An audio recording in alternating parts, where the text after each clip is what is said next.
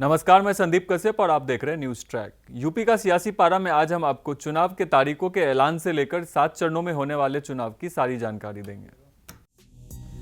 Corona में चुनाव कराना चुनौतीपूर्ण है। कोविड नियमों के साथ चुनाव करवाएंगे। समय पर चुनाव कराना हमारी जिम्मेदारी है। ये शब्द हैं मुख्य चुनाव आयुक्त के। इस बार 18.3 करोड़ मतदाता वोट करेंगे, जिनमें से 8.55 करोड़ महिला वोटर होंगी, तो वहीं 29.4 लाख मतदाता पहली बार वोट डालेंगे और 11.4 लाख महिला वोटर पहली बार वोट डालेंगी। बता दें कि 2,15,368 पोलिंग बूथ होंगे इस बार।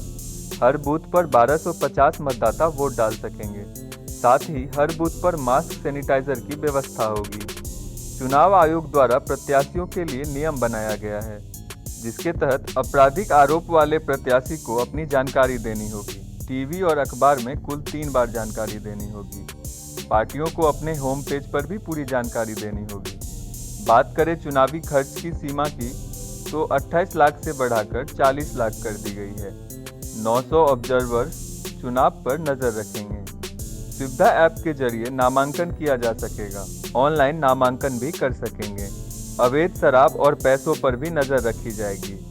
चुनाव में पैसों पर जीरो टॉलरेंस नीति और बूथ पर दिव्यांग के लिए विशेष व्यवस्था होगी।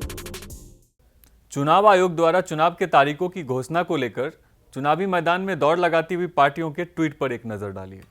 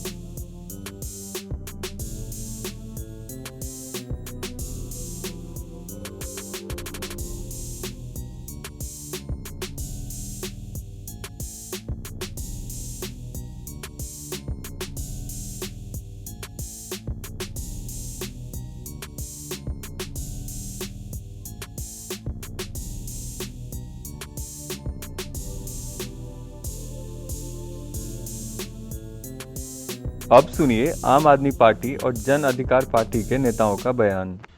कोरोना महामारी के चलते हुए देश के नागरिकों की सुरक्षा को देखते हुए आज आम आदमी पार्टी के संजय भैया ने लाइव वर्चुअल रैली की, जिसमें कहा है जो दिल्ली में सुविधाएं हैं जैसे कि पानी, लाइट, सुरक्षा, शिक्षा, स्वास्थ्य का जो दिल्ली में सुविधाएं हैं वही सुविधाएं यूपी में भी होंगी।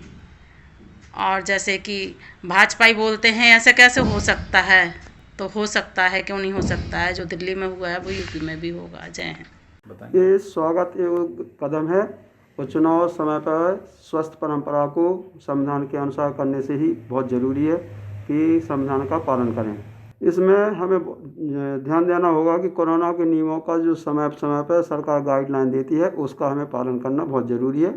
और ये कोरोना काल में हमको कोरोना के साथ ही आगे काम करना पड़ेगा, क्योंकि अगर हम कोरोना का वो करते रहेंगे तो बाकी हम ना आगे कुछ नहीं कर पाएंगे। बहुत सारे काम होते हैं जो ज़रूरी हैं, वो कोरोना का पालन करते हुए करना है। कोरोना के बढ़ते मामलों के बीच चुनाव को लेकर जनता की क्या राय है, सुनिए। भारतीय जो संविधान है वो लोकतंत्रात्मक है और ये देश लोकतंत्र से चलता है। तो लोकतंत्र में सरकार की स्थापना भी आवश्यक है। और जिस प्रकार से पिछला कोविड हम लोग देख चुके हैं कि जिसमें हमने अपने लोगों को खोया है, तो इसके लिए एहतियात भी ज़रूरी है। सरकार चाहे वो देश की हो, प्रदेश की हो, दोनों सरकारों को मिलकर लोकतंत्र की स्थापना के लिए चुनाव आवश्यक है और चुनाव के साथ साथ लोगों की सुरक्षा भी आवश्यक है। इसलिए दोनों सरकारों को इस प्रकार से व्यवस्था कर चुनाव को संपन्न कराना चाहिए कि कम से कम हानि हो और लोग सुरक्षित रहें। मेरे हिसाब से तो डेट आगे बढ़ा देनी चाहिए। जिस हिसाब से देखा जाए केस आए दिन बढ़ रहे हैं, उस हिसाब से तो डेट आगे पोस्टपोन कर देनी चाहिए। चुनाव आयोग द्वारा कोरोना को मद्देनजर रखते हुए जो प्रोटोकॉल बनाया गया है उसे ध्यान में जरूर रखें। इसी के साथ हम लेते हैं विराम। जुड़े रहिए न्यूज़ ट्रैक के साथ, देखते रहिए यूपी का सियासी पारा। नमस्कार।